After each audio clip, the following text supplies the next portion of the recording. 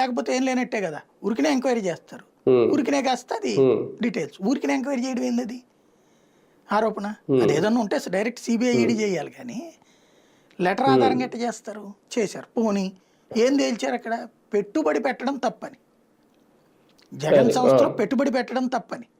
ఎందుకు తప్పు అంటే వాళ్ళు రాజశేఖర రెడ్డి దగ్గర ప్రయోజనం పొందారని.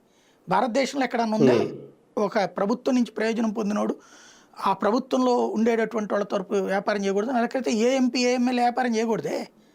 ఇప్పుడు కాంగ్రెస్ ఎంపీలకే కాంట్రాక్ట్లు ఉన్నాయి కదా ఇదివరకు. ఇప్పుడు రాయపాటిది ఏంటి, కాంగ్రెస్ ఎంపీ కదా ఇంతకుముందు. మరి ఆయనకి గవర్నమెంట్ ఇస్తున్నది కాంట్రాక్ట్లు, ఏం చేస్తున్నాడు? మరి అది క్విట్ ప్రోకోనే అవుతుందిగా లెక్క ప్రకారం అయితే. కావురు సాంబశివరావుది ఏంది బిజినెస్లు కదా, లగడపాటిది ఏంది బిజినెస్లు కదా. అటు ఎంపీ ఇటు పక్కన డబ్బులు వస్తుంది ప్రభుత్వం నుంచినే. అప్పుడు రాష్ట్రంలో కేంద్రంలో కూడా వాళ్ళ పార్టీనే కదా అధికారంలో ఉంది. మరి అవన్నీ క్విట్ ప్రోకో కాదా? ప్రభుత్వం వాళ్ళదే ఉంది, అలా ఇది పొందింది కూడా వాళ్ళే, వాళ్ళ హయాంలోనే అనుమతులు. లోన్స్ పొందింది వాళ్ళ హయాంలోనే, ఎగ్గొట్టింది వాళ్ళ హయాంలోనే చాలామంది. మరి అది క్విట్ ప్రోకో కాదా? అసలు క్విట్ ప్రోకో అది కదా. ఇక్కడేంటి, జగన్ వ్యాపారం పెట్టాడు, రాజశేఖర రెడ్డి కొడుకులేని వాళ్ళు పెట్టుబడి పెట్టారు. దాంట్లో పోనీ వాళ్ళకి ఎవరికైనా నష్టం చేశాడా? డబ్బులు లాక్కుని నువ్వు పోండిరా అన్నాడా? ప్రతి ఒక్కరికి లాభం వచ్చింది ప్రభుత్వం నుంచి.